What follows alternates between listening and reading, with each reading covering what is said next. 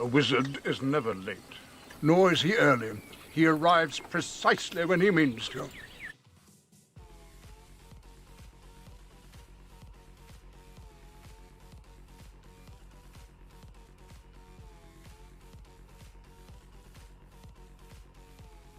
Wrong, wrong, wrong, wrong.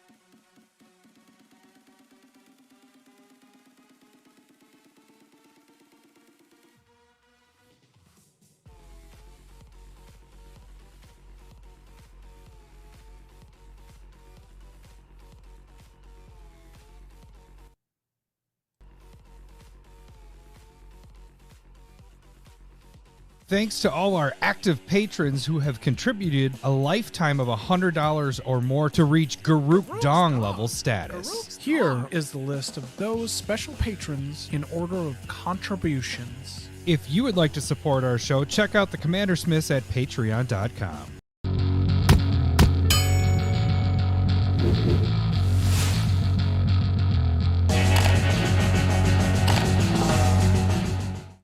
Ooh, welcome to the Commander Smiths. We are the Commander Smiths. Wait, what am I doing now?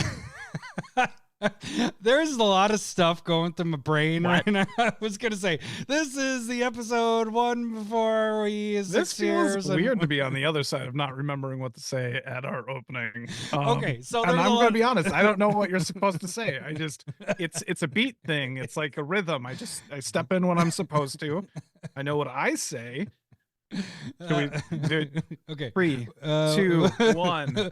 Oh, welcome to the Commander Smiths. We are the Commander Smiths. I'm Adam Smith. That's how it goes. And I'm Lowry Smith. Don't worry. We're cousins. Okay, so there's a lot of things happening. There's a lot of people saying we're late, and I'm hitting buttons, and then I forgot to mute things, and then I actually muted the music, and and then I was gonna try to add in, hey, this is the episode before our 6-year anniversary, and then clearly we're pros by this point. Oh, speaking of, this is episode 311, one episode away from our big 6-year anniversary. We did some stuff last night, so we were kind of live about this time last night. Esteban saying, please don't get rid of Garuk Dong status. I don't know what we're going to do with that. I think we're going to always have a level. Speaking of, actually, let me just say this really quick. We actually have some new members to Garuk Dong level stuff. So we have, where's my list here? So Garuk Dong, we have 3 people that hit that level. So they will be getting a regular playmat. So that background you see behind us right there, it is that playmat right there. Tad Hansen, Drew H, and Zach all made the Garuk Dong level. Congratulations, and thank you for the support. And then we have 2 new golden Garuk Dongs, which is Christopher. Chris is on right now. Christopher Maloney, and then John Hartness both made the golden Garuk Dong level. So thank you guys for the support, and congratulations on that. So yeah, I don't know. We got some adjusting that's going to happen next week. We got some announcements that will happen. So just so you guys know, this is the last week of the regular Malort stuff. It's the way we are doing things. And I am not. And he's not drinking involved right in this one. Yeah. No. No. Next week I'll drink. So I would just say, save your money. Save it. Hold Save your it, horses. Because it's fine. It's going to be interesting starting next week. And then, we'll figure out something with the Garuk Dong level stuff. People in the Discord will find out before, and they'll have a say in what's going to happen. Mm-hmm. And so if you want to be around the Discord this week, figuring out what's going to happen, look at that. Voice your opinion. You are more than willing and able. Then do it. Nice. Okay, so 311. I'm not. What are we doing looking forward to this. on today's episode here, Lowry? All right, we're gonna try it in the podcast form, but we are going to be doing Precon upgrades, $20 budget, and do I have a button? I was hoping you'd hit the button. Wait. We have a button I do for have this, that. Right? Yes, I do. Okay, Right. I was assuming I that you had swear that I ready, 'cause have we're- a button for this. There it is. Mr. Unlimited. Mr. Unlimited. I sounded like Russell Wilson there. Yeah, you're But basically, we'll reference cards that have no budget, but really it's going to be aiming for the budget of $20 or less. We'll tell you what to cut, what to add in, and we're going to do that for all 4 precons. And we've already done a "Is it worth it" for these style video, so if you want to go check that out, you can. This has been individual videos in the past.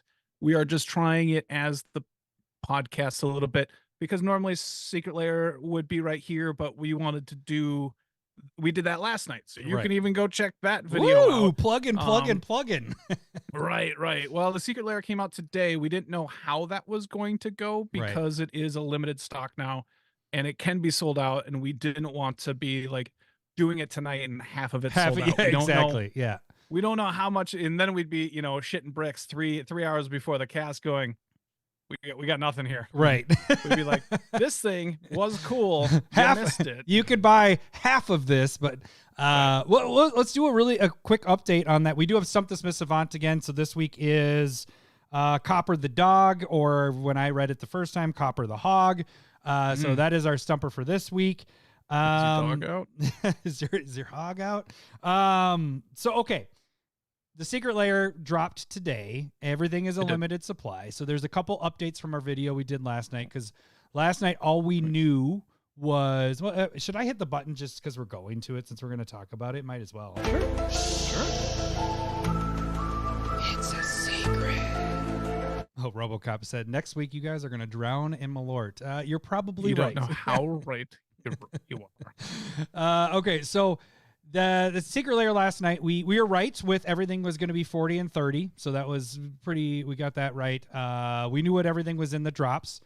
We didn't know what the bundles were going to be, so the bundles did get released today, and those are actually pretty decent because there is a couple bonuses in those. I don't know, should I pull those up here? I just about freaked out there. What was that? You're about to say something? I went to the Secret Lair winter drop, and it just kept on saying unavailable. I'm like, holy shit. It's already sold out. Yeah, it was 2023. Let's see. Let me get over there. Did not expect that to happen. Okay, Right. so here is the Secret Lair stuff here. So we got the winter drop. Let me get rid of the music here. I don't need that going. Okay, so we did add 3 new bundles in it. The interesting thing, well, there's more than 3 bundles, but the interesting thing with the bundles is you get this little fun card. If it's going to move up, there it is.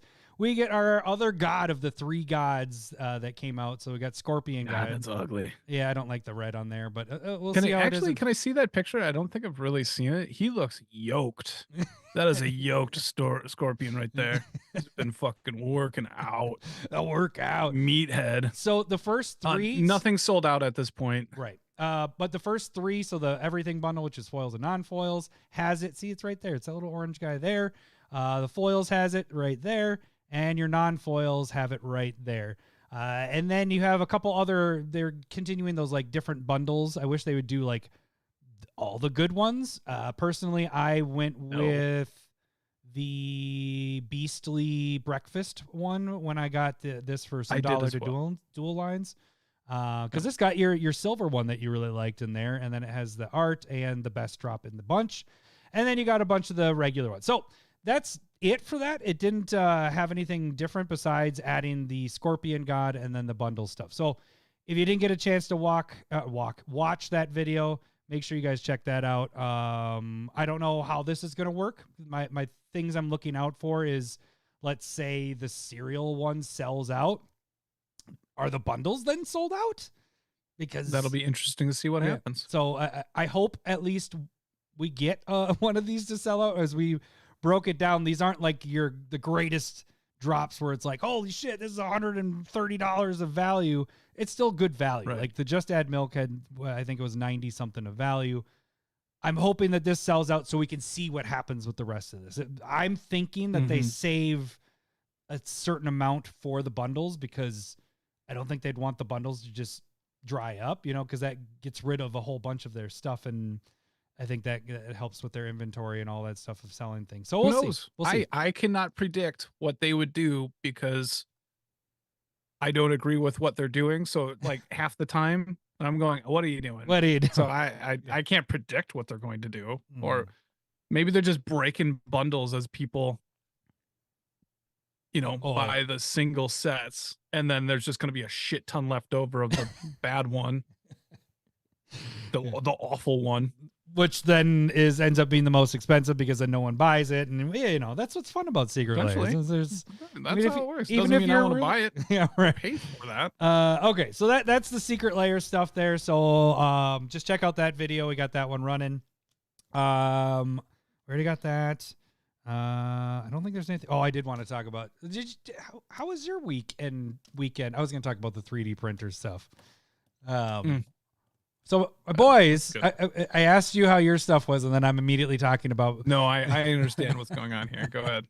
You're good. How was your weekend? Thank you for asking. Yeah. Yep. What did you get your wife for Christmas? Some climbing holds? Cool. I bet you she'd love that. So the boys weekend, saved up to buy a 3D printer, which that's impressive. They're do you give them an allowance? They do chores, and then we used to give like money sticks, and then every Monday we called it Money Monday. We'd add them all up, so it'd be like doing math and them learning like 25 cents and 50 cents and $1, and then everything had a thing, whatever it costs. Like cleaning your room was 75 cents, or doing the dishes is 50 cents, or cat litter, blah blah blah blah blah. We stopped doing that a little while back, and they just do chores. They get home from school, and really it's, if you want 30 minutes of iPad time, you got to do X, Y, and Z of chores, and they just do it, and they don't do it for money. And I'm like, I feel bad. We got to get back to this. I like them adding, because like we had their conferences, and they were like, they're really good with money. And it's like, oh, cool. Anyways, they had birthdays, Christmas, so they had enough money to buy a 3D printer. I was going to say, if I would have known that they were saving up for a 3D printer, yeah. You're getting fired from chores. There's no way I'm going to learn how to do a 3D printer. Yeah. Okay. So that's the thing is, I'm about, let's see, it was 5 hours today, 2 hours, 7 hours in on learning how to do this stupid thing. First of all, let's just say Cindy said I needed to take a break and go work on the podcast. She's like, go do the podcast because you're freaking out. Because it's not working perfectly the way I want it. Our neighbors got it as well. They were asking us about it, and then they got theirs first because we were waiting until the boys got their money together, whatever. Okay. And so they got it on Friday. We got ours yesterday. They're cool, but they're very frustrating, especially because I think I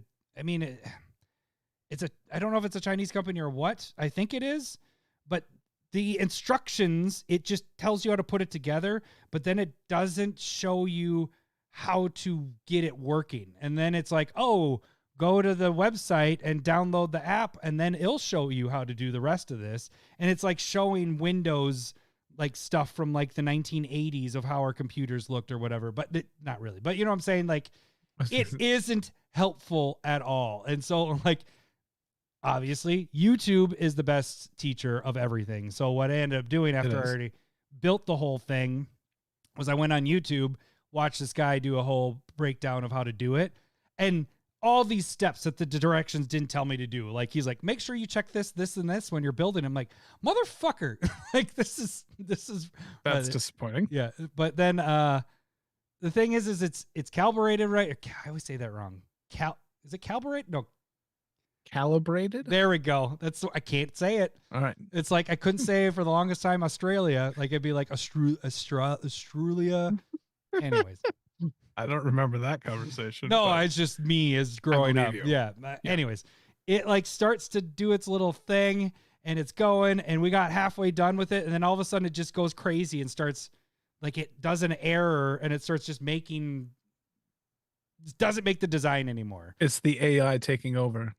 It's starting to make the robot body. You got a cousin Jesse that has a 3D printer. That's what's you could talk with him. Yeah, I know. I see the designs that's kind of what kept it going. Where they're that little we got to, yeah, the little, the puzzle thing. Oh, yeah, God. I love that. Yeah. So, but it's just, it's very finicky. Let me just say that it's very finicky, and a lot of these things take hours to do. And so you could be like setting it up or just No. it printing. like it printing. You got to first upload it onto your like a little zip drive, and then you plug it into there, and then you have it go, and it can be doing it Okay. fine, perfectly fine. And then all of a sudden it just goes off the rails, and your 7 hours of waiting is now fucked up you can't start back to where it messed up. You know what I'm saying? Like if it messes up halfway Okay. through, it doesn't know that it messed up there. So you can't, Is that a code error or just I don't know. I think what it is it might be like, so it's like a little pin like me thing. using words that I don't really know what it means? Like the pin top, it's like my pen right here. And just imagine like sometimes it gets gunk on it. And I think that's what messes it up. So it kind of gets offline, and then it just, once it doesn't get a layer, then it's kind of messed up, and then it continues to fuck it up. So it's just, Okay. it's just, All right. freaking Yeah, no, that stupid. sounds like so much fun. I like, Does it run out of like printer ink? no, it's Re- so it's like this twine that's plastic, and it's, That just lasts forever? oh, it's Like- we have like 5 spools of it that would probably, one spool will take weeks to go through. Even if it was running full time, I Yeah. think. I would say, as we're talking about spools, hockey, now he sounds like an old man trying to figure shit out. That's when we're talking about like spooling yarn together. Are you crocheting a 3D printer? Is that what's going on? It can make of my 3D printer, make a 3D printer. So how about that? There is a lot of actual magic stuff on there, designs like deck boxes and all that stuff, or like commander holders, you know, the ones that holds your commander, your deck, and then your dice, and then like the commander damage. Like you can make Yeah. those, you know, Yeah. Card Kingdom gives those, the rubber ones. You can make those on there really easily, actually. So I might look Okay. into that, and maybe that goes up on the store. I don't know. Maybe. If it fucks up like it does, It's- I'm not Yeah. gonna want to do that. We get a bunch of orders that I'm just like, motherfucker, I can't get this thing to work. Cancel. All right. Oh, speaking of the store, should we jump over to the store really quick? We could probably talk about that, or do we want to do that? When Do we want want to talk about some people? Well, I mean, we're into tags. This is just Yeah. Well, we're talk we're about 18 minutes. Mention in. 2 people that right. bought from us. All right. We sold some stuff. All right. So, as we mentioned last week, and was it last week that we did that? Yeah, we did last week. So we have the store obviously going for the last couple weeks, but last week we mentioned, God, the music. I got to turn that music off again. I don't want it going here. We got the Commander Smith store up and running at commandersmith.com. What we mentioned last week was if you spend over $100, you get this fun little guy, a commander holder, which your commander goes right in there. It's not a mushroom. It's a And let me just show commander you holder. an example. We'll put our Gaia's cradle in there and show that guy off there. So your commander can fit in there, and then it has a cool Garuk, not his dong, but Commander Smith designed AI little guy there, and it's metal. So anybody that spends over $100 total purchase, you'll get that for free while supplies last. It's our prototype. We'll have a different Yes, version coming really. out soon. Oh, Bill. really? But we do have 2 people. We're going to give 2 shout outs for people that have bought so far. We have more than 2, but we're not going to just give everybody shout outs. Otherwise, we'd be going for another like Just the 2 people listening. 30 seconds. Not even that long. All right. Quinn was our very first purchase on the store. And then Cheated.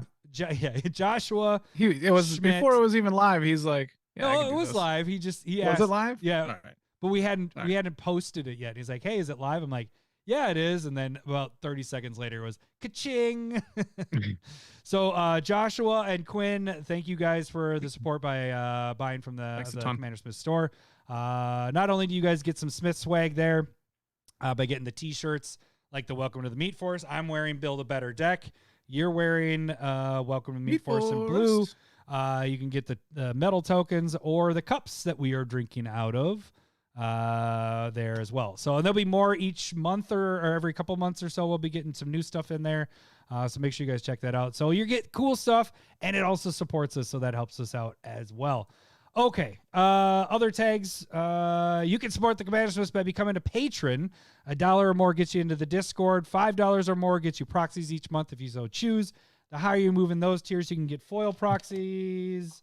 Do I have any updated? Well, I guess I got Not one. a 2-hour cast. It's gonna move. We're moving. I got a slug right there. That was a request by a patron. There weren't Really? a lot slug tokens. Real? Yeah, so that's a slug token. So that is, I think, last month's proxy. So you can get those if you move higher up on the patron tier and everything like that. That supports us. I But like that. Another way Mug to life. Oh, look at that. I like that a lot. Yeah, that should be underneath the logo here. It just says Mug Life underneath. Yeah, that could happen. I'm gonna write a little note. Mug. Notes. Didn't SNL just do that bit? It was my big mug or No cup. idea. Yeah, sorry, I'm asking you something. I don't watch that woke shit.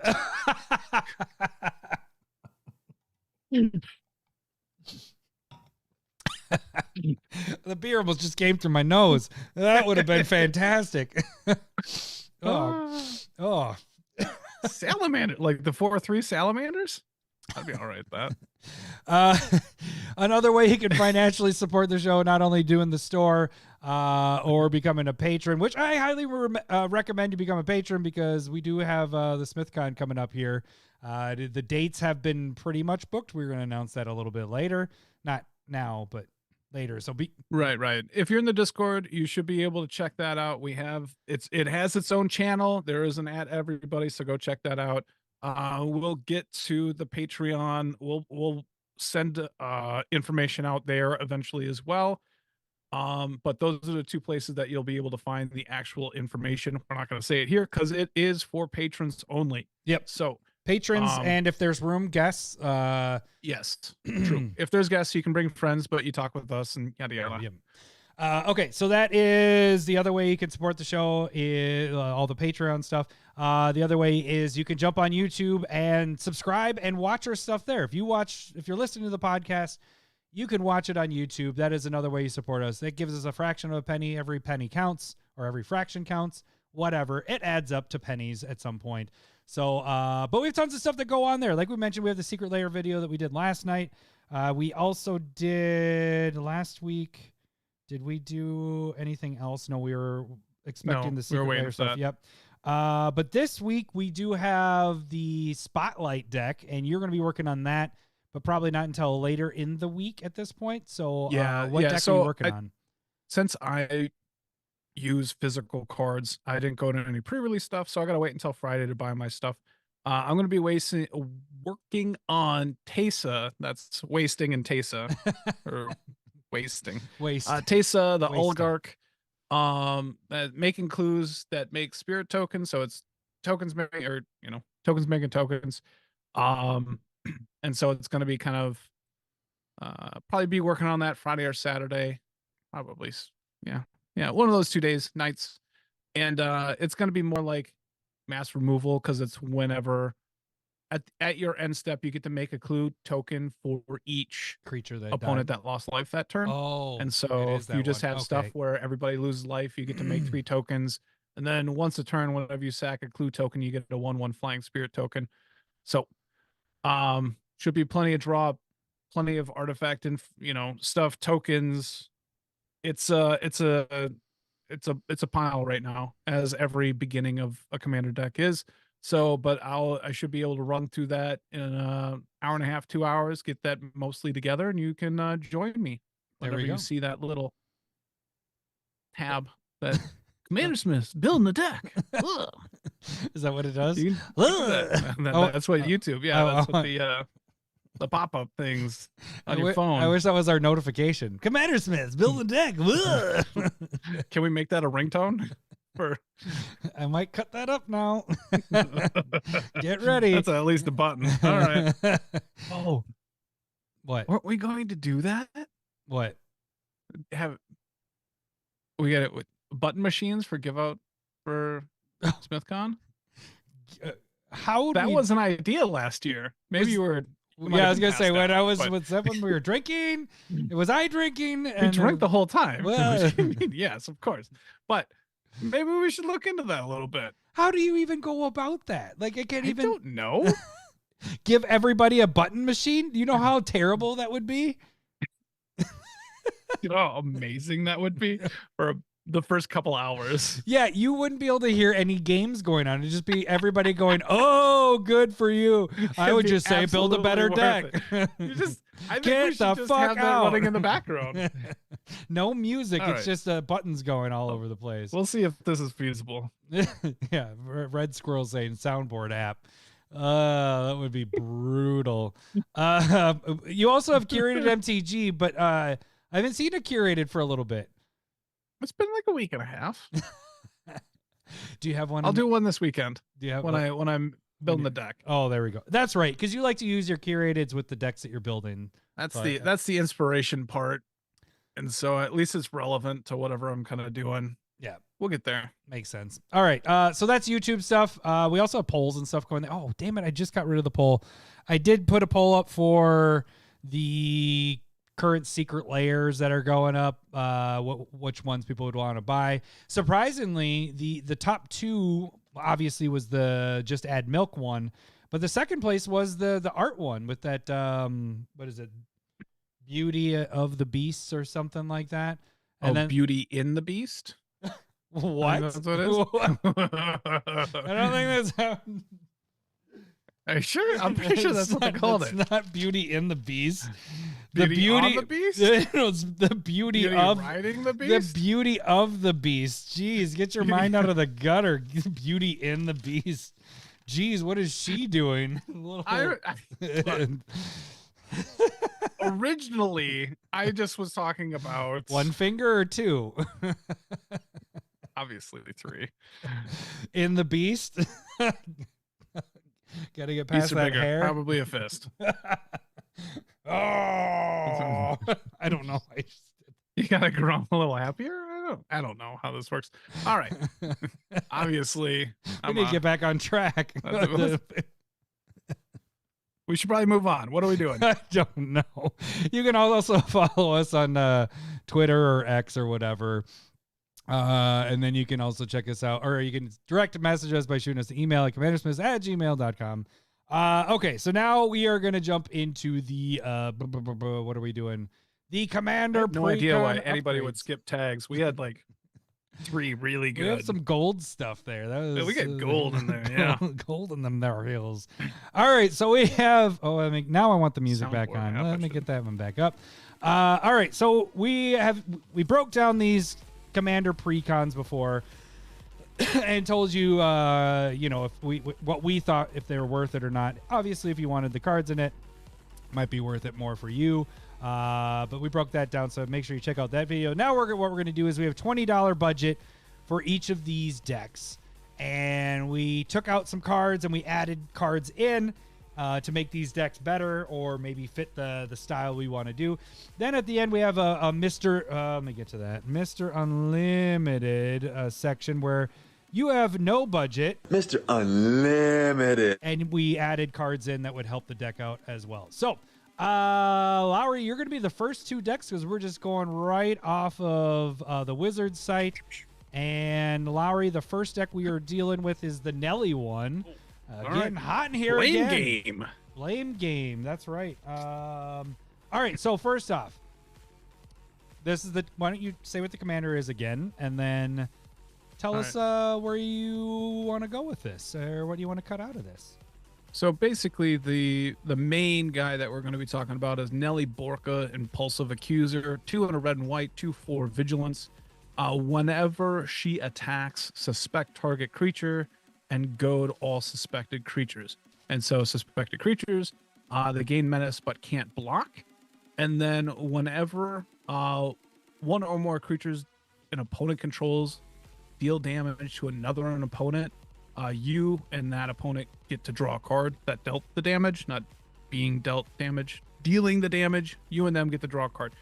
And so kind of where this is like this deck is trying to control people not attacking you and maybe incentivizing attacking other people. That's kind of what's going on a little bit. And I don't like any of those cards. Like there are so many of them that are just bad. Mm-hmm. Like so I like goad. You do too. I love I think goad a lot. Yeah. the problem with goading is at the end of the game you can't, like, goading doesn't do anything. It 1v1. forces them to attack you. Yep. That's no fun. And so then the people, since there are cards, we can talk about the first one that I want to cut, like Okay. Orzhov Advocist. It should be right there near the top, but it's 3 mana, and then everybody gets to put counters on their creatures, and if they do, they can't attack there it you. is. And that is 1 down. There we go. And at the end, they just have a huge creature because they've been putting counters on their Right. After creature, it's down to the just you and then two. they just go, I'm not going to put counters on it, and they beat the shit out of you. You know what I mean?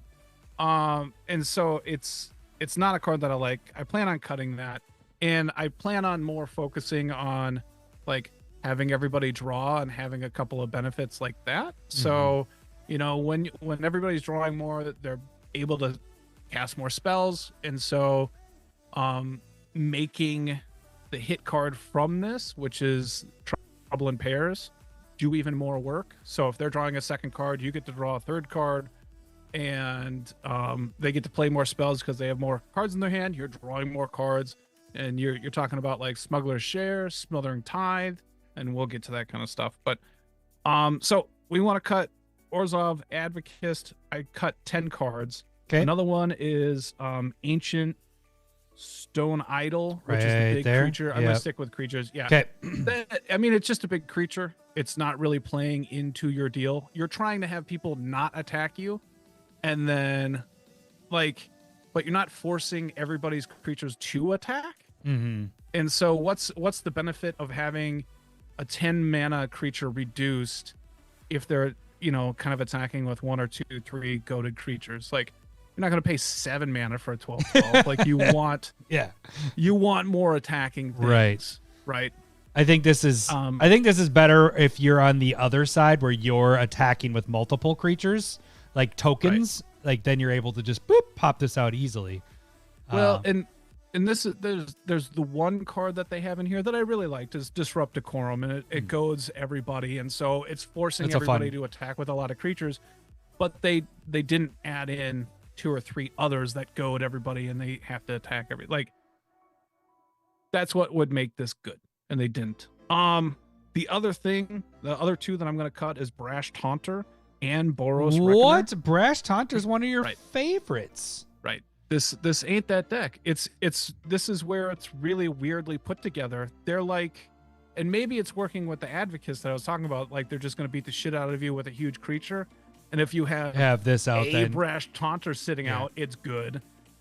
But that's it. It's not. But if you're planning that, then there should be a stuffy doll with it. Because if that's what you're planning on, you only have one of them in. It doesn't make any sense. So you want a stuffy doll instead of Boros Reckoner. You have no way of really dealing more damage other than in combat in this deck. Mm-hmm. And so, to me, they don't fit this deck specifically, and the way I moved away from it, even less so. Okay. Let's see, what's another creature? And then Gideon's Sacrifice. I like this card a lot too. That's an instant that redirects all the damage to a creature. Goes really well with Brash Taunter as well, but since I plan on cutting those, might as well cut this one as well.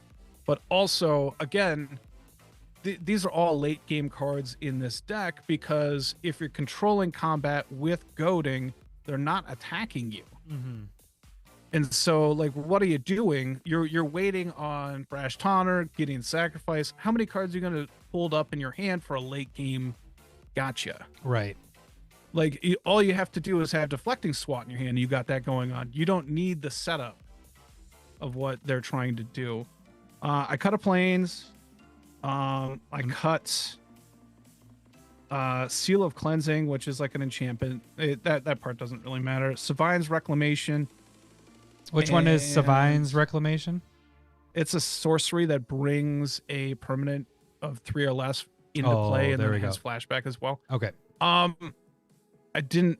don't really see what it's doing. I think it's a good value card. I was thinking that maybe they're bringing back their auras that are giving goading. I like the goading. I would just rather have more goading. Right. If you're a goad deck, you need as much goad as you get. One creature. Yep. And then Darien, King of Keldor, which is a creature that whenever you're dealt damage, create 1/1s to kind of beat back face. And again, that's a late card in this deck. Mm-hmm. And so it's kind of like it's competing against Sun Titan, which again, it's an awkward deck. Right. All right. Yep. And I'm just trying to clean it up, and there's only so much you can do with $20. So I would go away from that kind of stuff. So that was all your cuts, right? At this point? Yeah, those are my cuts. Okay. That should be 10 of them. All right. So now we get Anya, Merciless Angel. Cut it. Doesn't matter. Okay. Ads. Go over to Moxfield. We got stuff there. Let's have some fun. Bold War Heavyweights. I think this is the second time you put this in a deck recently, haven't you? Yeah. You like these guys. You like these guys. I think it's great. So what it is, it's 4 mana, 8/8 trample. And then when it comes into play, all your opponents get to go and search for a creature and put it directly into play. It's so dangerous, but I see what you're doing because then you're going to goad it. And right, then they're going to get to goad whatever huge monstrosity that they may go and get. And if they don't go get something huge, you got an 8/8 trampler. That's a good point. And then what are they going to do about that? So I think to me it's a fun ass card. And I'm telling you to go play fun cards. Yeah. Next one, Champions of Minas Tirith. 6 mana from Lords of the Rings. It is 4/6, and then when it ETBs, you become the Monarch. And then at the beginning of combat on each opponent's turn, if you're the Monarch, the opponent may pay X, which is X is the number of cards in their hand. If they don't, they can't attack you this combat. God, I didn't realize that card even existed. I mean, I got all the Lord of the Rings stuff. That's a good card. I like that. I mean, it's 6. It's a lot to come out, but right away, But I'd rather have this than Darien. Right. That's creating a bunch of those tokens. This is basically giving you draw a card. You're forcing other people to draw cards anyway. So as they're drawing more cards, they have to make that choice of like paying mana to be able to attack you to gain that Monarch. Well, I mean, even I think this is a much more interesting card here. Well, it almost sets it up that they don't attack you at all because it hits that first person unless they don't have a card in their hand and they have enough to attack you with. They have to decide, do I want to cast anything from my hand so I can attack this person or cast anything, I should say. But they're spending mana either way. That's what I'm saying. To be able to attack, they got to pay the mana to be able to attack. I like that card a lot. I might put that in more decks. I like it. Okay. That's a cool one. Deep Gnome Terramancer is the other one. That's just red-white. It's probably one of the best cards there are. You mean just white? The other one's red-white. Well, I mean, but Deep Gnome Terramancer.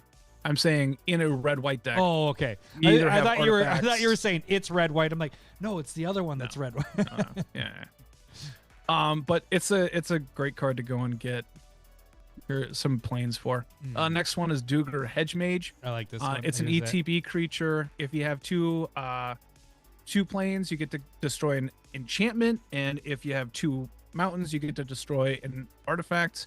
I like this, kind of swapping it for Seal of Cleansing. You can, and then the other thing is there are ETB creatures here, and so you can have the next 2, Eerie Interlude and Ephemerate, that are blink, protection, adding more value into your ETB stuff.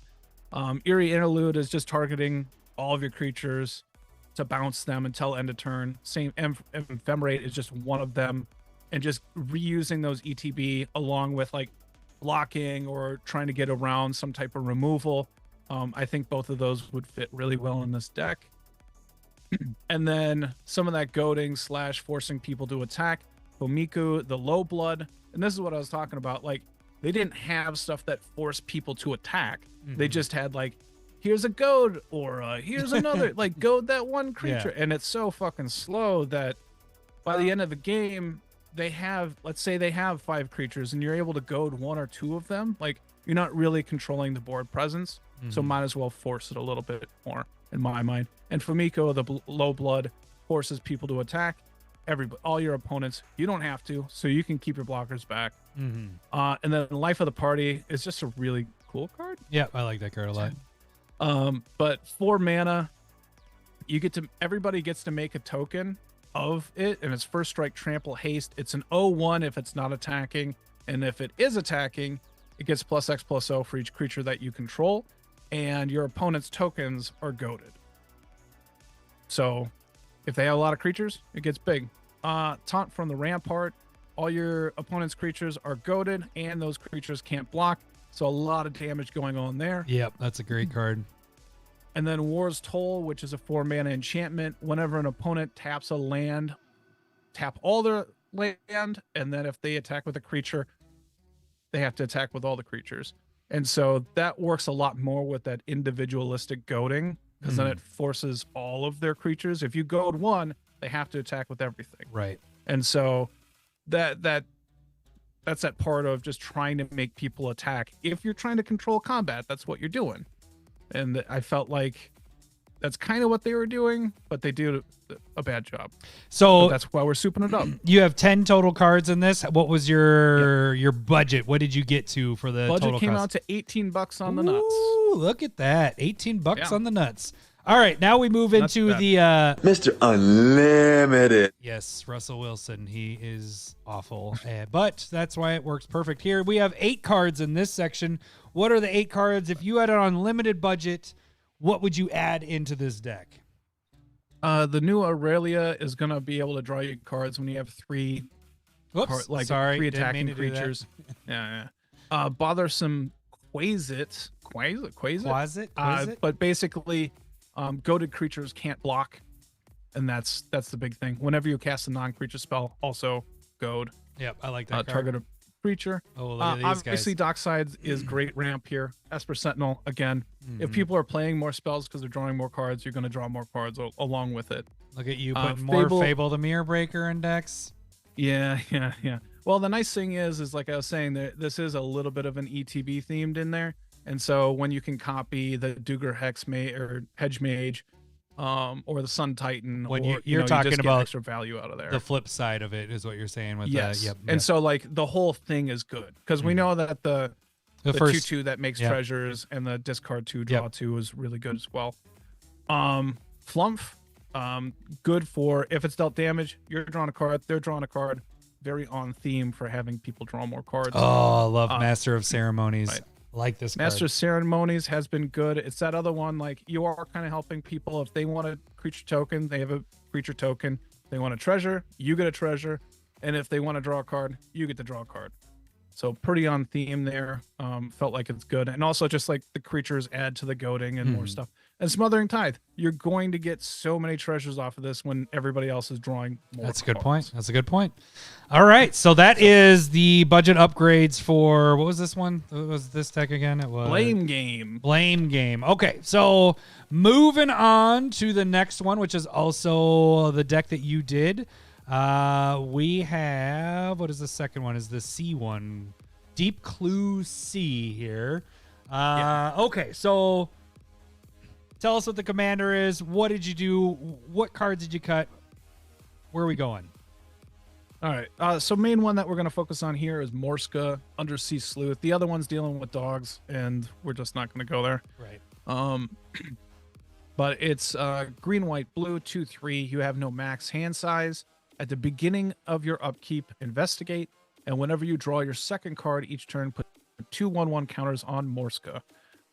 So it's are you doing turn it this into as a clue deck. I was gonna say, but are you Voltroning with this because she's getting tokens? No. Just go and do the clues, and All right. even Your when we favorite, did investigating with clues, right? Yeah. We have two Right. words for the same thing, kind of, in a way. And 'cause- so it'll be interesting. I think it's just more like drawing more cards. Voltrons them anyway. And so it makes them huge. You can go and get some evasion if you want. Definitely get a couple of cards that help them get through. But, so what some is of the angle that you're? Well, tell me the angle when we get to that. What are the cards we're cutting? How many were you cutting here? We're gonna cut 10 again. Woo! I was aiming for 10-10. I feel like that's fair. That's a good number. But Graph Mole, whenever you sack a clue, gain 3 life. Random gain that life stuff one? just ain't necessary. Tell me It's CMC. like green and 2 colorless. So 4? No, I think it's 1 green, and I hope if it's 4, then it was a definite easy cut. Where is it? Graph Mole. So Is starting it- with the G. Yeah. Why Another am one, I Hornet not Queen. It's just too big. You don't need it. There's a little bit of a token theme in here, but don't worry about it. Why am I second not from the s- bottom. Second from the Oh. bottom. What? Yeah, Why am so I it's not 3 seeing it? mana, 2/4. Oh, Graph It's Mole. okay. Okay. You just had it I was there. looking for the Hornet It's- Queen at that it's point. I such- gave up on the it's- mole. Why is it there? Like everything else goes with this. No, it doesn't. Actually, they don't No, have it in doesn't. order. It's very random. Yeah, this is from really where things fucking are. random. Okay. And then you said All right. Hornet Queen, which Hornet should Queen be up there. is Yeah. too big. Yeah, 7 mana. Makes a bunch of tokens. There is a bit of a theme here, but They like the to put theme this in, should- in commander decks, and I don't understand why. right. It's not. the theme should be drawing more cards or enabling let's drawing just, more cards. Let's just throw this in here for no reason. Okay, what's your next one? Cut Finale of Revelation as well. This is the blue X spell sorcery that draws you more cards. Again, it's each turn whenever you draw your second one, not whenever you draw a ton of cards Right. in one go. And You- this you is should a have enough sorcery, so cards. you're not going to be able to Right. do it on other people's stuff. So right. Yep. So, and then also when you tap out to draw as many cards as you can, you're wasting those other turns from drawing. Cutting Organic Extinction, which is it's destroying all non-artifact creatures. You have like 6 artifact creatures in this deck.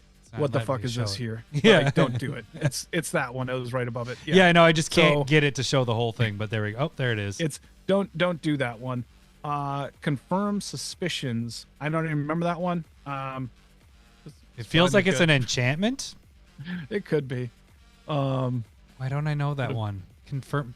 I don't remember. Next one, Simic Scene. Oh, there it is. It's a Oh. instant counter target. Counterspell So, that yeah, that's investigates why. 3 Yeah. times.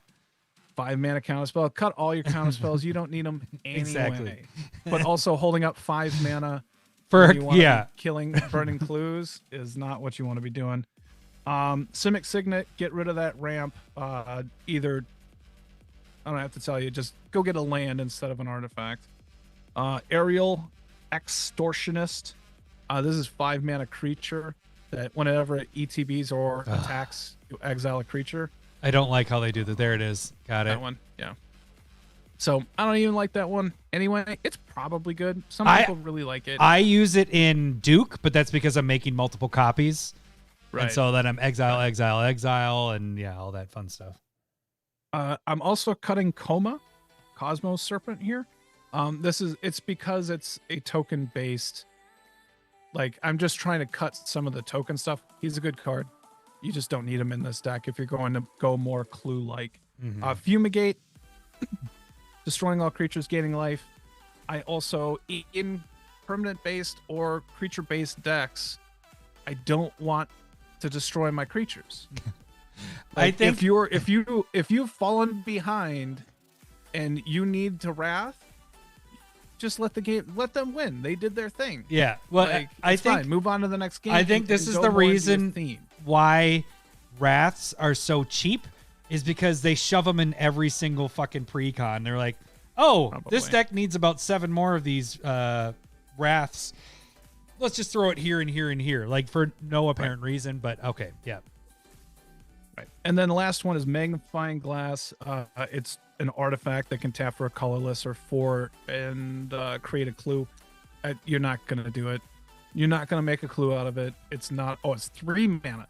That's bad. That's like a straight bad card. All right. All Don't play right. with it. So let's get to your. Hang on. Let me get out of the blame game one. And let's get over to. What the hell? There we go. We are in Deep Clue C. Let's get into your ads. How many? We're adding 10 here. First 2 here on the ad list. Ooh, I like the arc bound. All right. Arcbound Crusher. Whenever an artifact comes into play, put a 1/1 counter on it. It has modular, so if it dies, you can put those 1/1 counters on another artifact creature. It's gonna get big. You're making clues. Those clues count. Other people are playing artifact ramp. That will make him bigger. He has trample. And then even it's when gonna he do dies, work you can in- shift these over to another artifact creature. So Yeah. Like this one, Cyberdrive Awakener.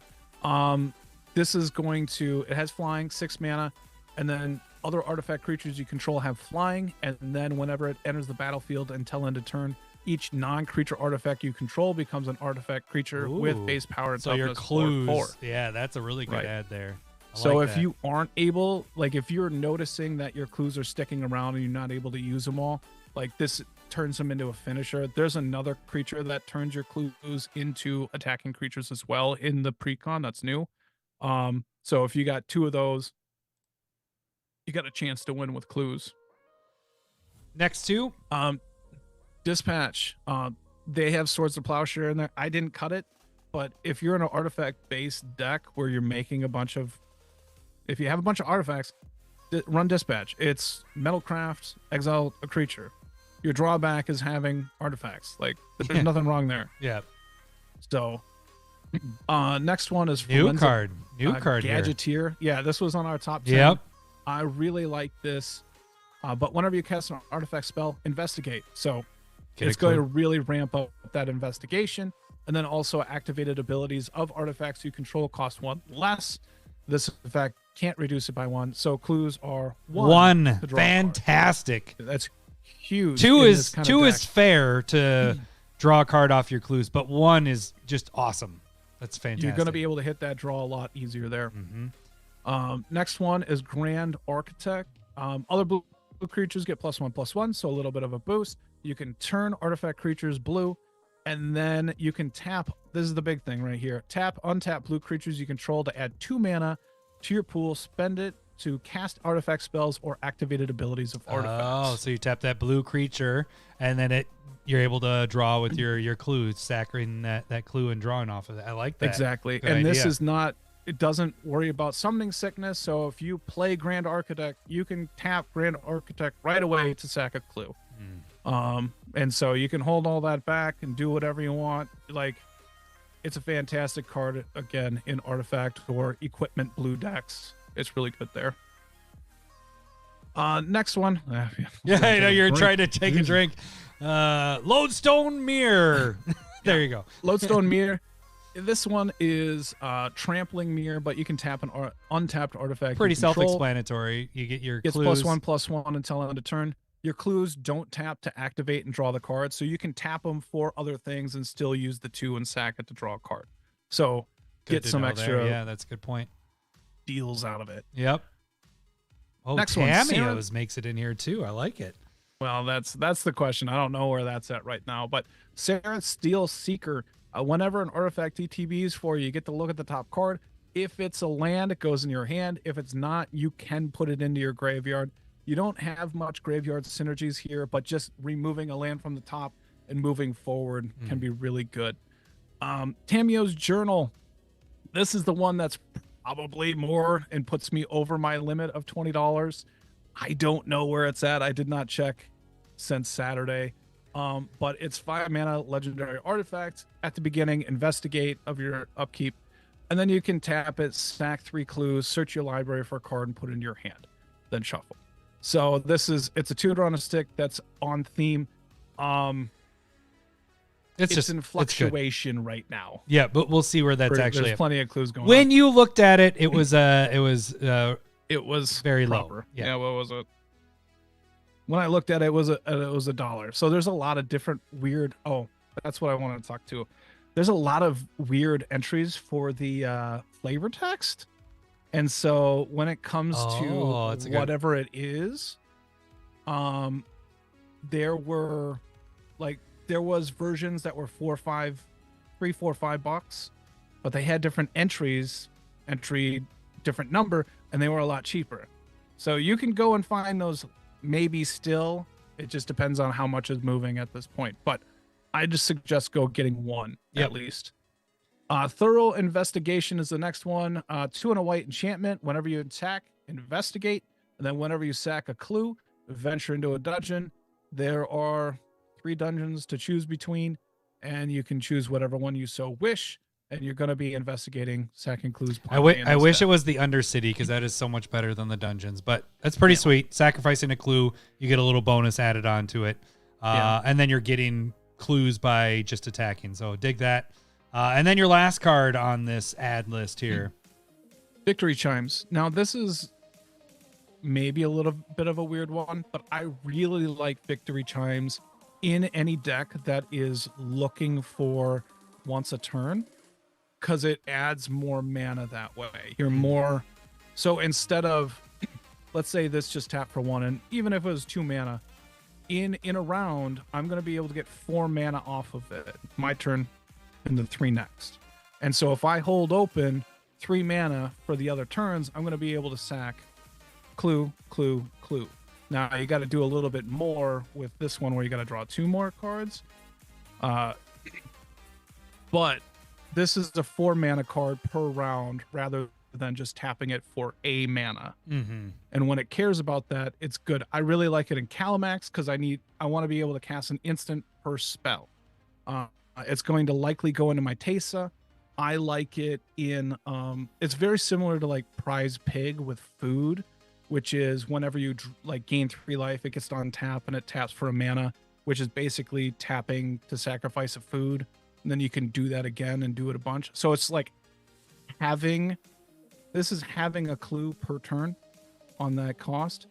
The 3 is the part that's rough, but I just do kind of really like it as a personal preference. You're in a 2-color deck, or is it a 3-color? It's a 2, right? This one is 3-color. It is 3. Okay. So, you're questioning. That's fine. You do what you want. You don't have to add it in. What's your budget? What'd your total budget come to there? $18.62. Okay, now, like I said, the journal might go up, and thorough investigation seemed to be having a lot of movement as well. So if you're listening to this and you're interested in clues, I'd go and get those 2 cards if they're still cheap. Because I was seeing like I said, the journal for $1, and then where the fuck did that go?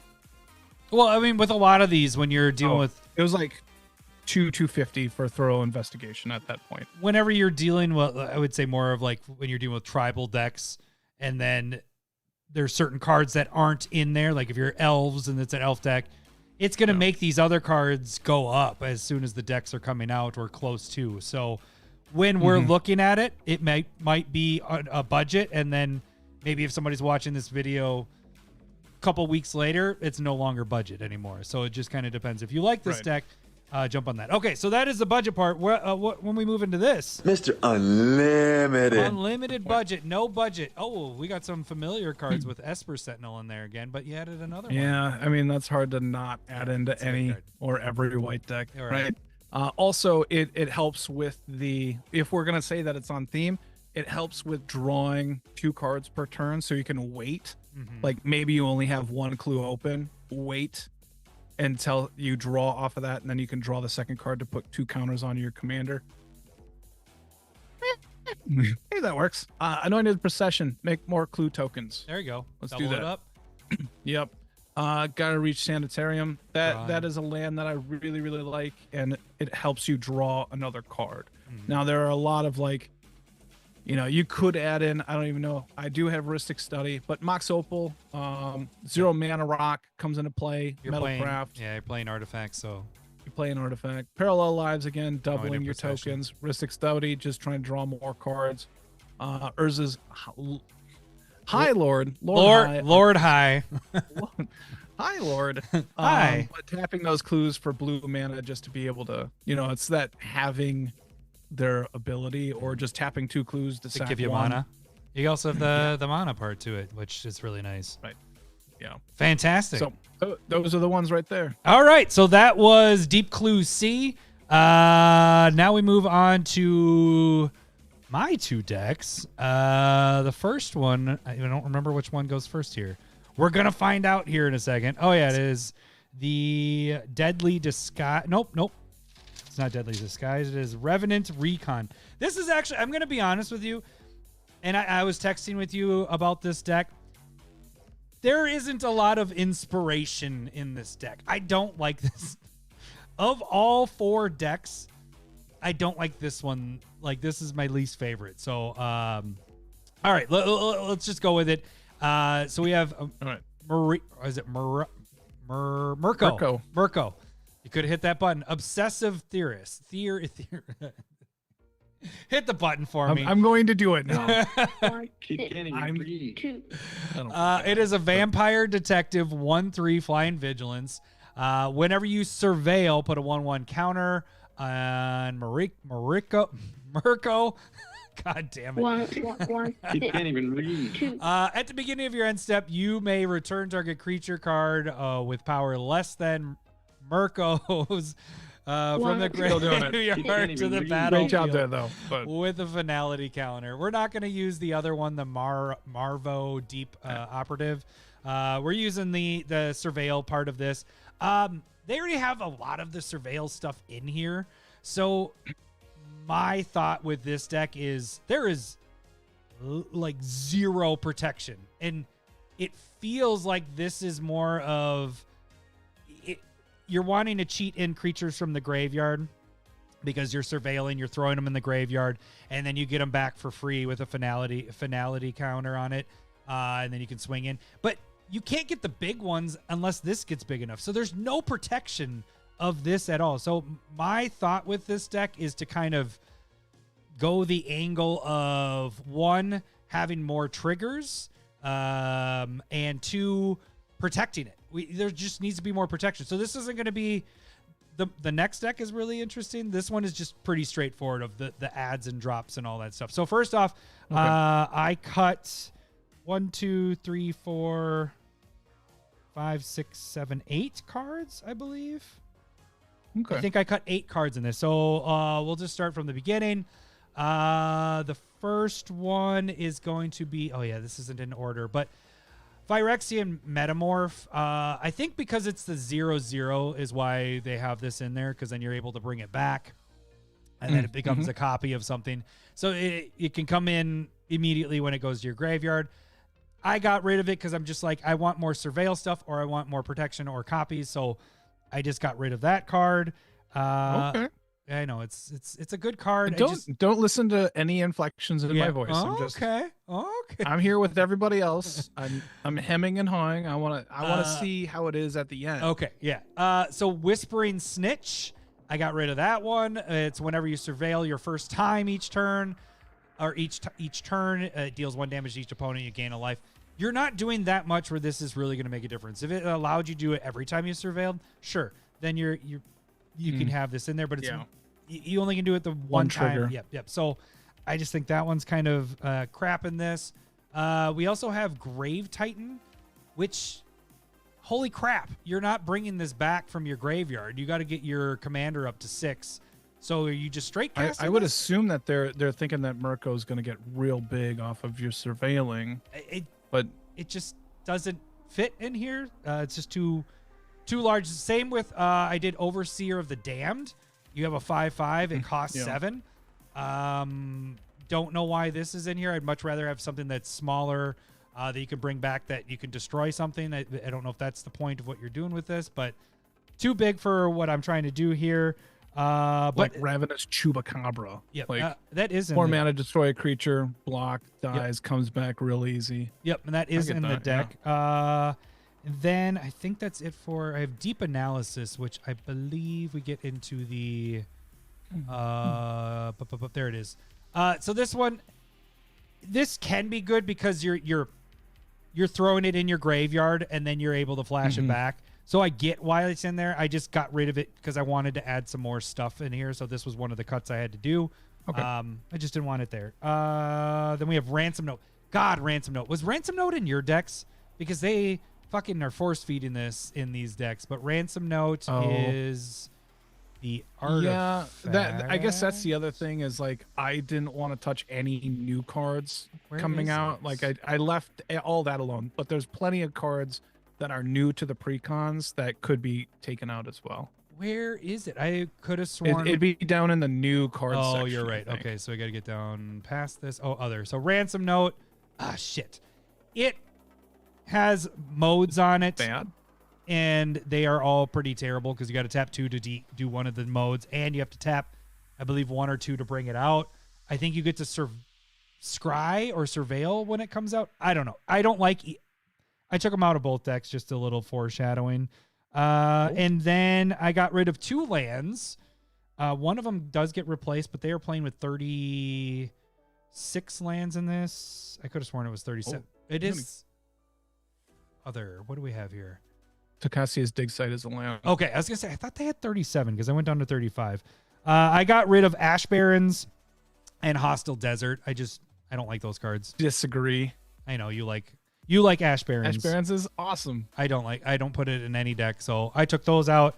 I will tell you this: I did replace Ash Barrens with Undercity Sewers, which is a new card, and it has Surveil. It's the one that you can fetch for. I mean, so I added that one in instead, so that took that place. Okay, so those are my cuts. I got rid of all that stuff. Let's jump over to the ads here, and we are in the Recon, right? Revenant Recon. Okay, so like I mentioned, I kind of wanted to go more Voltron. I wanted my commander is the one that's going to be winning me the game. So I wanted multiple triggers of things here and protection. So Auton Soldier, which is from the Doctor Who stuff.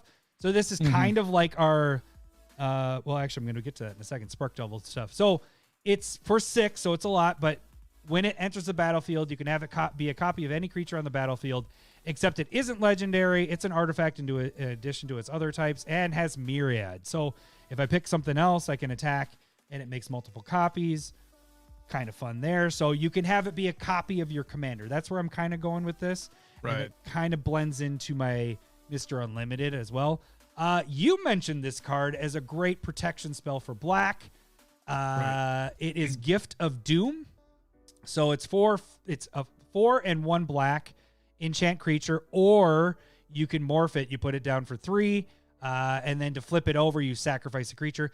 This deck is dealing with things going to your graveyard and bringing them back, so sacking a creature is going to be very easy. Right.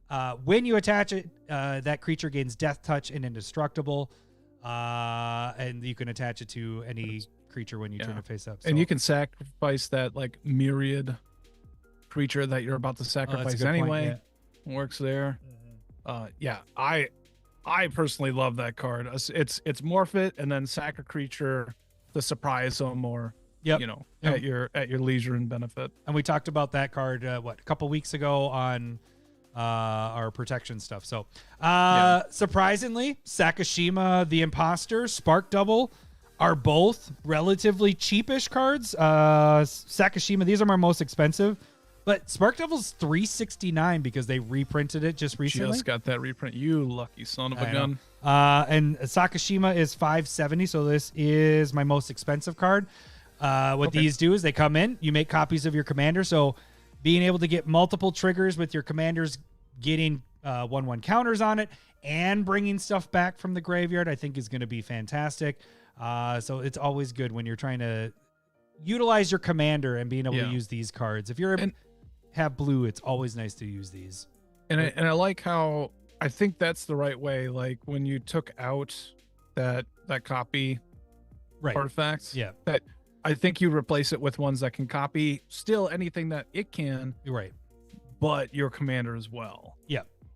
That's a good point. Spark Double is a 0/0, so this one can come back to if you throw it in your graveyard. And Sakashima is only 3, and that seems very doable. And one of your favorites, Spellskite. This is for a little bit of my protection there. And I put Swiftfoot Boots. I know I ripped these out of there, but out of a lot of my decks because I try to find different protection. But when you're dealing with blue and black, I'm either going to be playing counter spells for protection, and black really doesn't have much. So Spellskite, Swiftfoot Boots Dash Hopes gets in there. I'm actually surprised that Swiftfoot Boots isn't in this deck. And then we have the last two, which is the Undercity Sewers. The Surveil works with the deck, and then Whisper Silk Cloak. So we're adding protection and then unblockability. So This this is not my favorite of the two. I love the next one that I'll be talking about, but we're talking about this one right now. If I was handed this deck, this is what I would do. I would try to make it more Voltron, trying to get multiple triggers.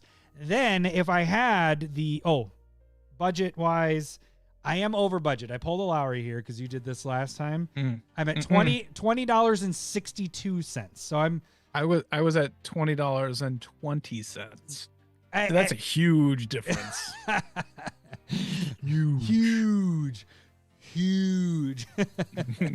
So I'm a little bit over budget by 62 cents, but I think some of these cards might come down. The Undercity Sewers might come down a little bit. Also, we could just say that likely you have Swiftfoot boots lying around, so just take that out of the budget. You don't even have to. Yeah, you take another look at any other precon, and that's in there. So yeah. Now we get into if you had Mr. Unlimited. Mr. Unlimited. I do. Well, I understand that we are trying to be on time, but I think maybe one thing that you're might not be liking is Surveil's not really a huge mechanic at this point. Right. Like this set is going to roughly double the amount of Surveil cards that are there. And those even, they're not even out yet. Maybe, if you went to the pre-release, you're going to have some time to play around with it, but it's hard to know which Surveil cards you really like and want to be in here. And oftentimes when it comes to a mechanic, if it's only been in 2 colors one time 5 years ago, like there's not going to be a lot there to work with. Like they reprinted a lot of the good ones. There's a couple more that I think could have went in here, but I also didn't like scour the precon or what, this wasn't my job. This was yours. And so, well, the thing is I didn't want to like the point of that was there was everything that has Surveil stayed in the deck. I didn't take any Surveil stuff out. When I'm looking at it, I was like, well, yeah, if I'm surveilling and if I add more Surveil in there, there's no protection for that commander. The commander's going to die. Like, that was my problem with it, is like, there's 0 protection in that deck. And I'm like, well, you just target that once and I start from scratch again. And it's like, this sucks because all this work of building this up and all that. I'm like, how does this deck even win? Like, there's no way that this deck wins. You just take out the commander once and you're kind of screwed. So I get that. I get that. And I think my biggest thing for it would be just like, what are the payoffs for surveilling? It's your commander in this deck, and that's about it, just because it's very limited in what they've done with the deck. Yeah. You know what I mean? Or with the mechanic, not the deck. But with the mechanic, you took out one of like 3 payoffs. Whenever you surveil, something happens and you're like 1 damage per turn if you can do it, and I have to do it on other people's turn to be able to do that. Right. And it's just like that's not the payoff you want. Right. You know what I mean? And so I agree. There just isn't I don't think there's a lot to work with. I think it's obvious what you're going to be working with, and so you gotta do this what deck, it is. And if you want to build this deck, I go for it. This one was not fun to like. The next one I really like. Sorry. Mr. Unlimited. All right, Mr. Unlimited. All right, so again, we're going with a little bit more protection stuff and adding more to it. Dance of the Dead is being able to bring back creatures from your graveyard. So stuff that you're surveilling away. Did I write down prices? I don't think I wrote. No, I just wrote them down. But Dance of the Dead is in there. Helm of the Host is like an $8, $9, $10 card. So you're adding more tokens of your commander. Lightning Greaves. Again, I tend to take my Lightning Greaves and Swiftfoot Boots out because I find other ways to protect, but I think it needs to be in here, and that's a $7, $8 card. Mithril Coat, I think, is fantastic, but it's already over $10, so this one was tough to get in. Roaming Throne is an all-star. Getting double triggers on your Surveil, being able to bring back 2 creatures instead of just 1. This is just an all-star in there, but that's $20-some. Sakashima I wanted to put in, and I wanted that secret layer to already be out because I think the price would drop, but not enough because this is over $30. I don't think it'd drop enough. Yeah, that wouldn't get there, but that would be fantastic to get another duplicate. And then lastly, Scarab God, and I did see somebody say this deck reminds them of their Scarab God deck where it brings back stuff. So if this was in there, you're able to bring a lot more stuff back with that as well. So I think this one needs some tweaks. It's not my favorite, but this is what I would do if this is what I was given for that. So, well, it definitely seems like I like the direction of making it much more of a reanimate deck. And also, yes, I agree with that. Yeah. Renshai said Legend Shredder, anything that draws and discards card, because one thing that sucks about reanimation decks is getting a big fatty or just anything you want to reanimate just kind of stuck in your hand. Yeah. You don't want to cast the cards that you're reanimating unless they're just value picks like we were talking about earlier. But yeah, draw discard would be necessary in this. This one I think needs a lot of work. Yep. Like you're saying. I It's think not this going to one- happen in a budget build. I'm not buying this one. The next one though, I'm very excited about. I texted you on this one, and I said I want to build this deck. So this one is Deadly Disguise, I believe. Yep, Deadly Disguise. Okay, so our main guy that we're dealing with is Kaust. I remember doing this when we did the budget thing, or that budget. I think you're good. I think I got it. I'll go. Yeah. Eyes of the Glade. So you have the hybrid red, white, and green. This is a Dryad Detective, a 2/2. Whenever a creature you control that was turned face up this turn deals damage or combat damage to a player, draw a card. Tap it, target face down attacking creature you control. You turn it face up. I'm not using the bear, so we're focused on this guy for our attacking. I cut 1, 2, 3, 4, 5, 6, 7, 8, 9, 10, 11, 12. 12 cards in this deck. I got a lot of stuff out of this deck. Right. So, little foreshadowing of what I wanted to do.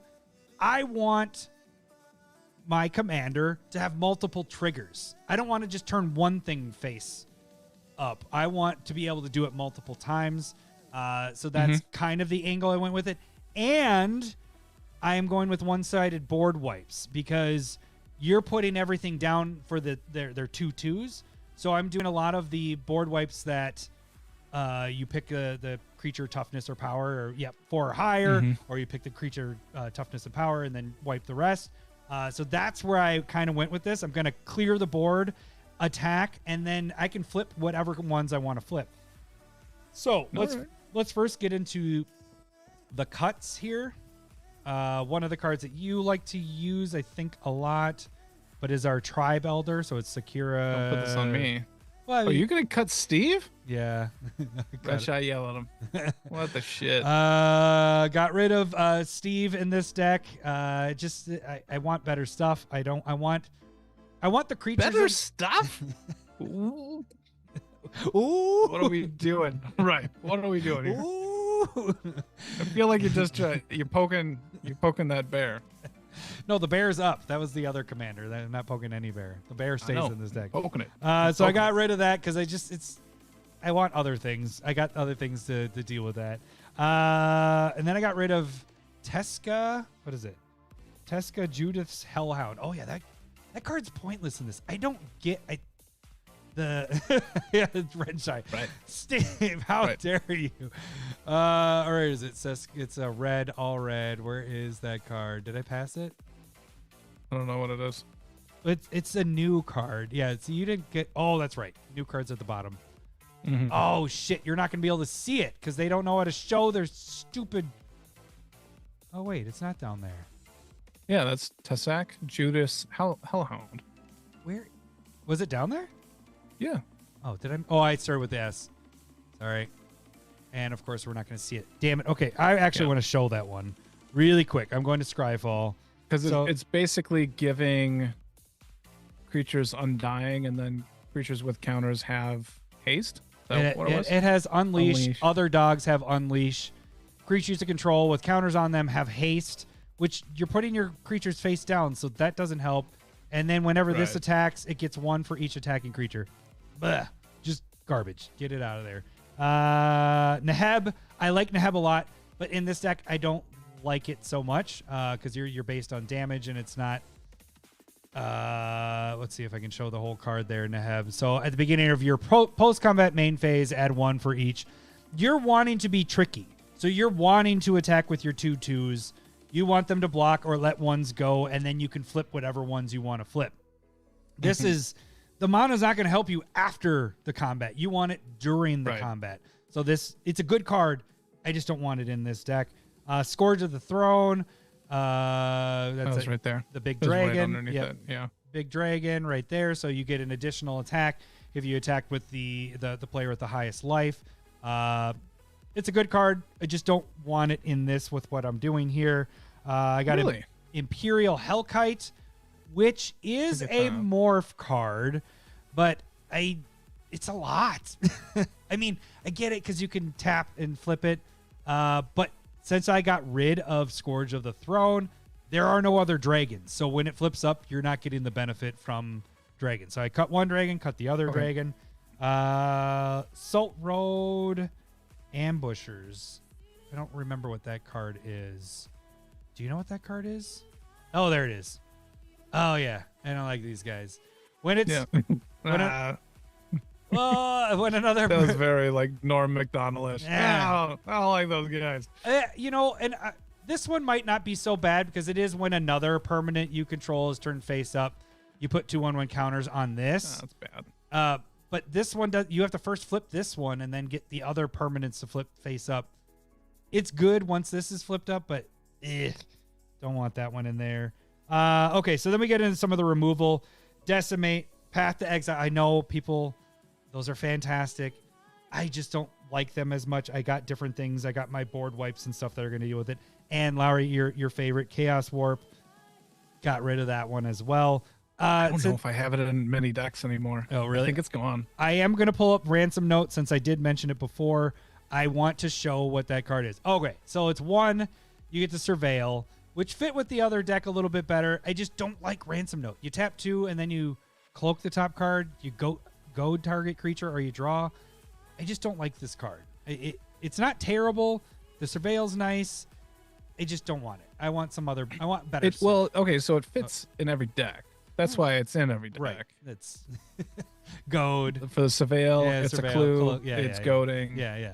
But I got rid of that because I wanted better cards in there.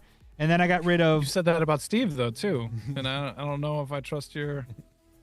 I trust what you're saying here. Wild Growth, because it's like... Now I'm going to play Ransom Note in every deck because you think it's on the level of Sakura Tri-Builder. How bad is that? And then I got rid of Wild Growth and Mosswort Bridge because you don't need those in there. Okay, let's get into your douche canoe. Let's get into the actual what the ads are. This one I was really excited for, and I actually might build this deck because I like this one. Do it. And I would add more in. I'd add the Mr. Unlimited. Okay, so like I mentioned before, I will have a couple more morph stuff. I got rid of removal, so we need to add some removal back in. Daru Sacrificer, right? Nope. I can't read it. Darude. Sanctifier. Okay. It's like, no. Yeah, Stang. Sanctifier. Fire. Daru Sanctifier. So this is a morph card. Taps 2 to morph flip over. But when it's turned face up, destroy target enchantment. So you get a little bit of spot removal for enchantments, not also artifact. But I like this one. I like this as a morph card down. You get a little bit of removal in there. It's not expensive at all. So this was an easy add. Elspeth's Son. 15 cents? Yes. I don't even think it was that much. Yeah. Let me see. Like there's some of them that were 6 cents. Daru's 6 cents. That was my 6 cents one. Yeah. But Elspeth's Champion is like $1. Yeah, because it's in one of the precons, in one of these 4 precons. Only reason is because destroy all creatures with power 4 or greater. So it's a 6-drop, but it does kind of feed into everything. You're adding some more tokens onto the board. If you hit that emblem, you're making your tokens 2/2 and flying. So it adds a little bit, but it's more I'm focused on that destroying and getting a little bit of added bonus to it. So you destroy the board besides your morph stuff, and this stays out there. You have blockers. You're going to be able to get to this probably pretty easily. So I dig that one. Instill energy, old school buddy right there. So target creature That's can so good. can attack. Basically, target creature has haste, and you tap 0, and you can untap it and do it again. So you put it on your commander. You can do it the first turn, make a card flip, and then you can do it again while you're during your attack whenever. Instill energy is just a great card to use because it gives that hasty stuff. Maze of Ith. I don't have this in a single deck. But Okay. use this with your commander or whatever. You tap it. It has to be an attacking creature, so your commander has to Yes. attack. But then you can untap it and then use it as a flip part of it. Maze of Ith is only a $2.80 card. Remember when that card was before they reprinted and all What? that stuff? Yeah, it's not expensive. That's a little weird to hear. But I guess the only problem is you're not going to be able to get the double. But it is, I replaced this with the land that I took out. So I took it out of, what was that one? Mosswort Bridge. So I took Maze of Ith out. You can use this offensive wise. You can use this for defensive wise. Maze of Ith is just a great card. Never count it as your land. So that's why I took it out, because the land count was really high. So I got rid of that. A card I always take out of other precons, but I added in this one because it makes sense. But Mentor of the Meek, because you're putting stuff down for their face down cost. They're 2/2s. So you can pay 1 and draw a card. It's just adding draw to your deck. It's pretty damn easy. I'm surprised they didn't put Mentor of the Meek in this because I feel like it's in every precon. So it's just like, yeah. why would is it be in this one? It's You sillies. everything you're Would've saved putting me a down is a spot. 2/2. All right, whatever. What is this? Patriarchs? Is that how you say that? Patriarch seal. So we're The getting. Triers, Is that what I it want to is? say. Okay. Yeah, you're right. Pat. One. She can't even read. We're just gonna call it Pat seal. So Seal. it's a monorack. So we're gonna replace that. Your guys' whatchamacallit, Steve, with this. I know it's one more, but You know what? I'm okay. If you're gonna say that's the is the swap. this is the Steve swap. So All you're right. untapping your legendary creature, so you're able to use your commander's ability twice, and it is also a monorack. So added that in there. This one I don't get why it's not in here, because this is a really good card. It's only 47 cents. Primal Whisperer, and I almost was whispering, so it kind of was fitting with the theme. It's a morph card. It costs 4 to flip it over, but when it's flipped over, not just when it happens, but when it's on its face side, it gets 2+2 for each face down creature in play. So this could be a big baddie. Yeah. So the point of this deck is you're attacking with everything. They choose their blockers. Then you figure out which ones you want to morph, like flip back over. So this one doesn't get blocked. Oh, I'll flip that one over. Oh, you're now taking 14 damage because you didn't block this guy. Or maybe it's killing off a creature, or maybe you're using it as a blocker. So, and then we get some more untapped triggers with Kiran Ranger. So you return a forest you control to your hand, untap target creature. You only can do it once per turn, but it allows you to get your trigger off your commander a second time. And this bad boy, it's in the secret lair, one of your favorites, but it's reconnaissance. Good. So good. remove target attacking creature you control from combat and untap it. So I did want to add protection a little bit in. Actually, that's why I had the Maze of Ith, not just for the commander. But you're attacking with all these 2/2s that they don't know what they are, and you're the only one that knows when you flip them over. Well, if they're blocking one of them and it is going to kill that one, you can remove that one from combat and have it survive. So reconnaissance, you can do that with this. You attack with everything. They're blocking this one. Oh shit, those ones are going to die. I don't want to flip those over yet. Let's just remove them from combat, and then I get to use them as blockers later. This is just a great card if you're using a lot of attacking, if it's an aggressive deck. And the other thing too is it is an untapping activated ability. So you can attack with your commander, and if somebody blocks it, you can pull it back. But this is the great thing about reconnaissance that I think people forget is you can deal damage and there's still your attack phase. You're still in that phase, and so even after damage is dealt, you can untap it and then do it whenever you want. So like within that attack phase, it's such a good card. So like I would attack with Kelsian, and he has vigilance, and so I'd be able to get damage in, tap it to deal a damage, 1 damage, kill whatever, untap it after damage is dealt, and still have it to be able to block and ping again. Like, Reconnaissance is a crazy good card. Yep. All right. Get yourself at least one. Yep. Get that secret lair. Check out that video. Then we have Seeker of Skybreak, another untapped target creature. It's a creature itself. Just taps to untap a creature. And then the last 2 is Staff of Domination. It just has a lot of modes, but really what I'm focused on is the 3. You can untap target creature. You could use the other modes if you want as well, but being able to untap your commander works perfectly. And then the Battle of the Bywater, which is from the Lord of the Rings. Destroy all creatures with power 3 or greater, then create a food token for each creature you control. So yours are all 2/2s. Destroy the board, and then you get so much food. Like, the food part is an added bonus. This is only a 3-drop to destroy basically the board and leave your side open to swing in. So, okay. Total value of that whole thing, I cheated once more, but that's because I think even by me talking right now that Reconnaissance is probably going to go down because of the secret layer drop. But it was at $20.95, so I'm still at the $20. I'm 5 cents from hitting 21, so I'm still in that range, Lowry. I'm not completely cheating. But all right, you don't have to justify this to me. I don't care. If we It's get the people that listen, Mr. If we get Unlimited. into the Mr. Unlimited section, this is where I add some of the game winners in. Aura Shards, you're playing a lot of creatures face down for cheap for 3 colorless. You're destroying artifacts, enchantments. This is just, it's like an $8-10 card. Crater of Behemoth could be your game winner, and you don't even have to have your cards flipped over. Elish Norn, Grand Cenobite, so you're putting those 2/2s down, but they're actually 4/4s and kind of destroying their board a bit. That would be a great card. Here's the thing about Elish Norn.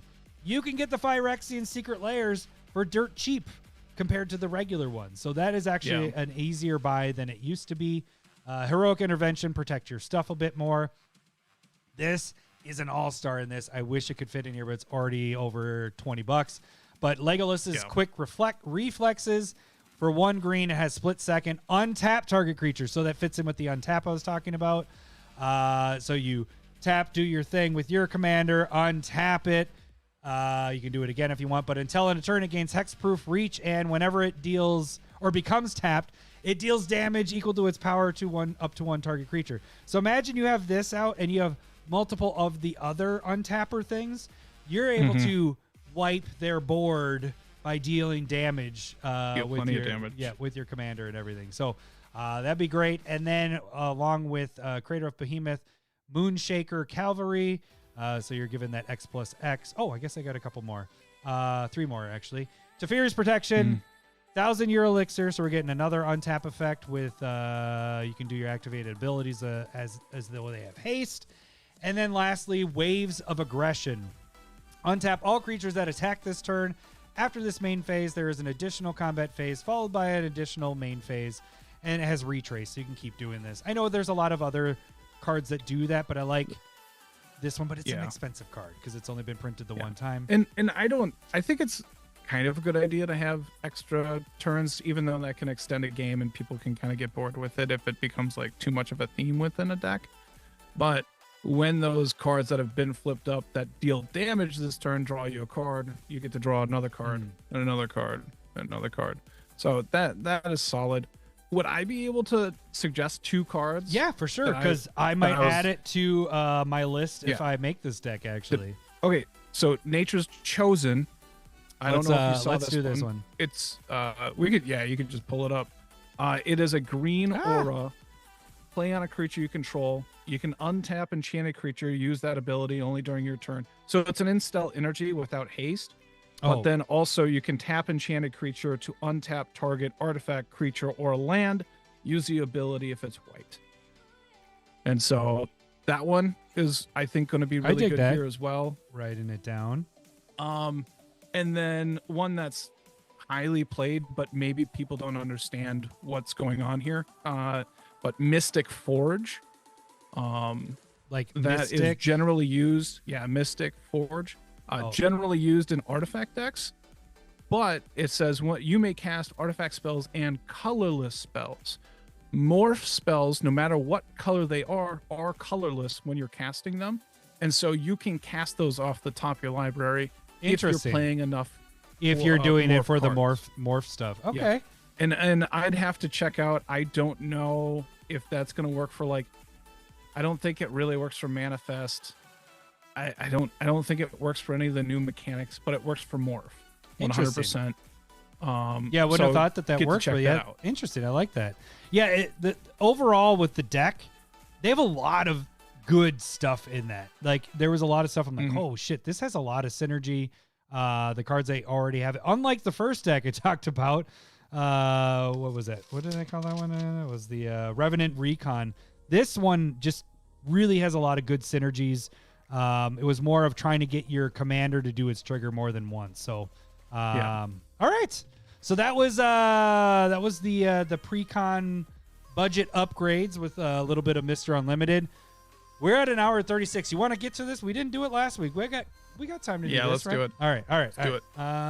Let's get to the right things here. Let's do this.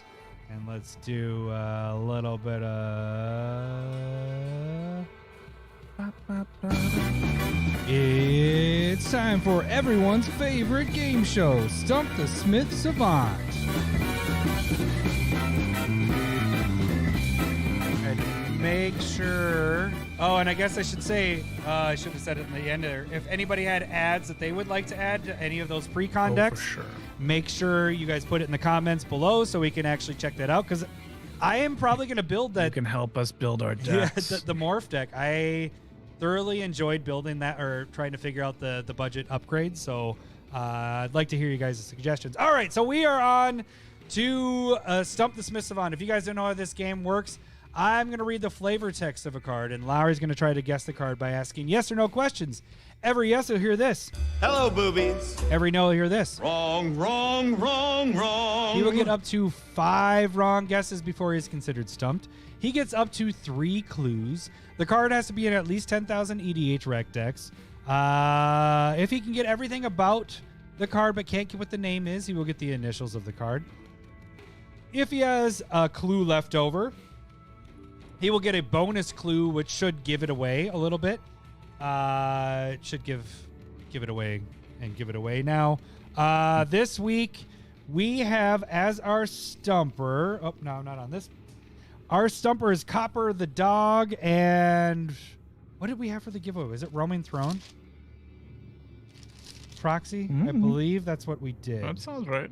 Roaming Throne proxy. I don't have it sitting in front of me, but it is the proxy of Roaming Throne. This is week 3, so if Lowry does not get stumped this week, we will add a card to the ante, which won't be a proxy next week. If he doesn't get stumped, it will be an actual card. You guys can send your suggestions in to our email at commandersmiths@gmail.com, or if you're part of the Discord, you can just message me directly. I think that's everything. I've eliminated the chat, so chat is playing along. See if you can guess it before Lowry does. And here we go. At a certain point, the only thing a wizard wants for is time. And after that, nothing. At a certain point, the only thing a wizard wants for is time. And after that, nothing. All right. So, right off the bat, like wizard generally is associated with blue. Also, time is generally associated with blue. Almost feels like it could be associated with like an extra turn card, or something that it could also be, like when you're protecting yourself in a counter spell, like giving yourself a little bit more time to survive. You will survive. That's where I'm at. So, but I want. Let's figure out. Like, I don't want to just go with color because that feels like it's blue. But I'm gonna go. Is this a non-permanent spell? A non-permanent. Non-permanent. Wrong, spell. wrong, wrong, wrong. So it's not an instant. It's not a sorcery. So that takes out counterspells, extra turns for the most part. So everything I was thinking was pretty wrong. Hey, if it makes you feel any which better, is fantastic. I love Renshai to has just be done way off. three wrong guesses. Jackal was not one of them. One that has been guessed multiple times, or has been Stump was not one of them, and then his recent one is not one. So I'll take the first clue, please. I got to mark down that you got one wrong. Okay. In this version, the art features a tall cathedral by itself in a mountainous region. In this version of the card, the art features a tall cathedral by itself in a mountainous region.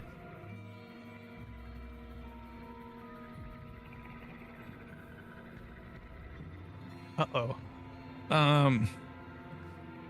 All right. So mountains could be red, could be land. We know that it's a permanent spell. Yes, Renshai. I mean, red could be, it feels weird, but wizard is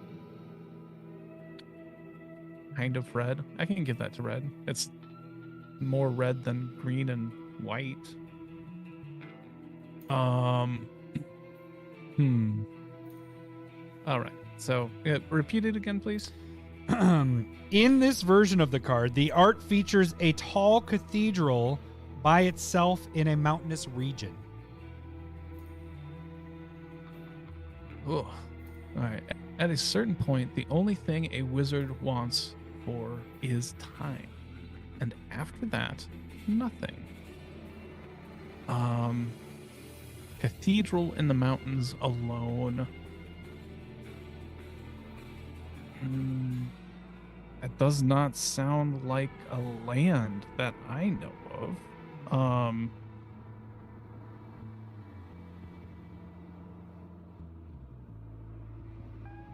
At a certain point, the only thing a wizard wants for is time, and after that, nothing. That's a good one. Nice job. Copper the Hog? Yeah, copper. No, that is Hog. not right, Renshai. Is this colorless identity? Hello, boobies. So we can say artifact or land. That dramatically helped us out. Yeah, Us, as in you're in this with me. that question. I still have no idea. Let's go with second question, please. All right, this is a long one here. Get ready. Esteban, yes, that was Laurie determined that with the first question. It is a permanent. So the text features something that is great for those decks that draw a lot of cards, and at a bare minimum helps cast spells or activate abilities that need it. That is a lot. Let's do it again. The text features something that is great for those decks that draw a lot of cards, and at a bare minimum helps cast spells or activate abilities that need it.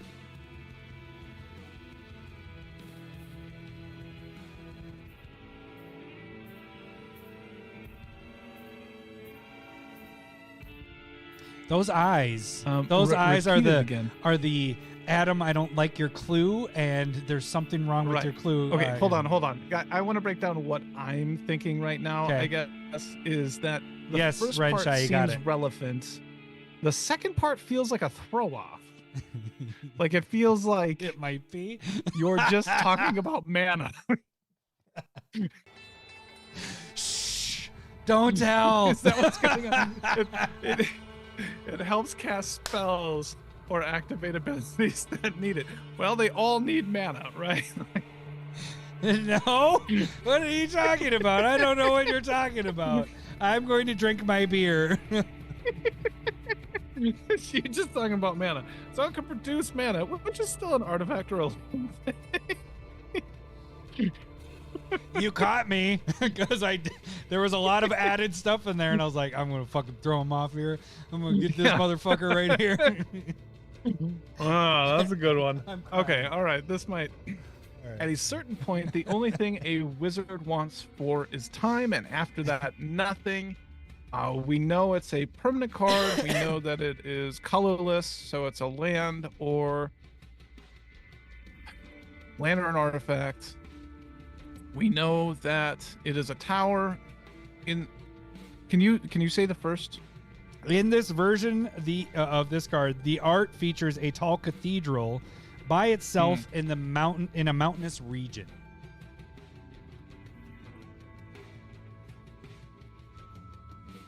Okay. Well, okay, so I stopped myself because I said tower instead of cathedral. It feels like it might be a tower, which again feels like it might be a. Second clue, please.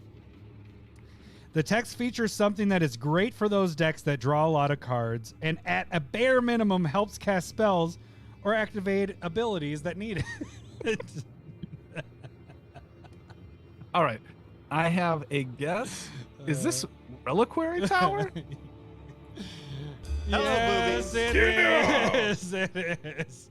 There we go. It is specifically the Commander Masters versions. Yeah, That's not the one I was thinking of. Yeah, that's so crazy that you went with tower, because what I was doing was I did like synonyms for tower, and cathedral was it, and you in your brain flipped it to cathedral to tower, so you did it with the point of and then the once I synonym. said tower like out loud, Yeah, I was know. like, I was wait, hold on, just follow it, and then Oh, good job. Nice one, though, I'm Copper. impressed that you got there. I love. Are you just saying that it's tapping for mana? Like it's giving you mana? You're just trying that's to be. what that second part of the clue was doing. Well, I giving you mana. didn't want to say, and it taps for mana. Like I was just.